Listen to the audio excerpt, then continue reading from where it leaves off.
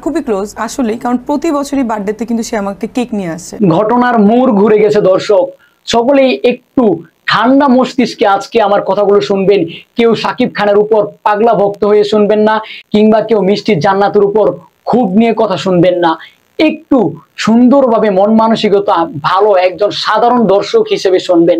দর্শক, এই যে মিষ্টি জান্নাত, উনি কিন্তু অনেকদিন ধরেই বলে আসছেন যে শাকিব খানের সাথে ওনার বিয়ে হবে কি হবে না, উনি সেই শাকিব খানের ডক্টর পাত্রী কি পাত্রী না সেটা কিন্তু আমি ক্লিয়ার করতে চাই না, এটা সাসপেন্স থাকুক। কিন্তু আজকে এমন কিছু কথা উঠে এসেছে, আজকে এমন কিছু কথা বলেছেন যে কথাগুলো শুনে আসলে সন্দেহ পোষণ লাগছে আমার নিজেরও। আমি আপনাদের সরাসরি ওনার মুখ থেকেই কথাগুলো শোনাচ্ছি, কিন্তু একটা লাইক দিয়ে আমার সাথে ভিডিওটা এখন থেকে কন্টিনিউ করতে থাকুন। এরকম মিথ্যা কথা একজন সুপারস্টারকে নিয়ে কেন বলছে? মিথ্যা বা সত্য সে বা কিভাবে জানলো? আসলে কারণ প্রতি বছরই বার্থডেতে কিন্তু সে আমাকে কেক নিয়ে আসে। তার বাসা আমার বাসায় খুবই ক্লোজ, তো এটাই আমি বললাম। মিলে যাচ্ছে কিন্তু এই পয়েন্টগুলো। না, এটা মিলে যাচ্ছে কি যাচ্ছে এটা না, তো প্রতি বছরই সে আসে বার্থডেতে কেক নিয়ে, যেখানেই থাকে সে আসে এবং অনেক গিফট দেয়।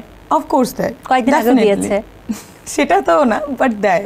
হ্যাঁ, দেয় কয়েকদিন আগে দেয়, কারণ আমিও দেই, সেও দেয়। আচ্ছা দর্শক, শাকিব খান প্রতি বছর তার বার্থডে অনুষ্ঠানে এসে তাকে গিফট দিয়ে যায়। যার সাথে শাকিব খানের কোনো সম্পর্ক আছে কি আছে না, ছিল কি ছিল না, আদৌ কোনো সম্পর্ক আছে কিনা, সেটা কিন্তু শাকিব খান এবং তাকে আজ অব্দি আমরা মিডিয়া কিংবা মিডিয়ার বাইরে ওনার মুখ থেকে ছাড়া আজ পর্যন্ত কোনো কথা শুনিনি। তারপর উনি আজকে যেভাবে আত্মবিশ্বাসের উপর কথাগুলো বলেছেন, আমার কাছে মনে হচ্ছে কথাগুলো 100% ট্রু। আমি এখানে একজন সাকিবিয়ান হিসেবে বলছি না, আমি একজন ইউটিউবার হিসেবেও বলছি না, আমি শুধুমাত্র একজন সাধারণ দর্শক হিসেবে বলছি। আপনারা আমার সাথে কিন্তু অবশ্যই একজন যদি সাধারণ দর্শক হয়ে থাকেন একমত পোষণ করবেন। ওনার কথাগুলোর ভিতরে কিন্তু সত্যতার ছাপ পাওয়া গেছে।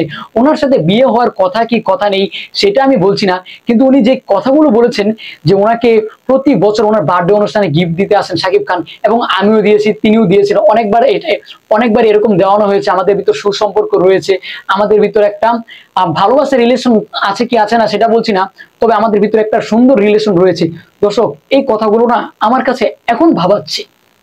আপনি একজন নিরপেক্ষ হয়ে অবশ্যই আমার কমেন্ট বক্সে কমেন্ট করে জানিয়ে যান যে আসলে আপনার কি মনে হচ্ছে। এই মিষ্টি জান্নাতকে আমরা গালাগালি করছি ঠিকই, তবে গালাগালি যদি মিষ্টি জান্নাতকে করেই থাকি একজন সাকিবিয়ান হিসেবে, সেটাও কতটুকু যৌক্তিক, এটাও কিন্তু কমেন্ট বক্সে কমেন্ট করে জানিয়ে যাবেন।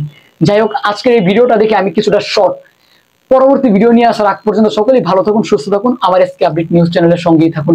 আল্লাহ হাফেজ।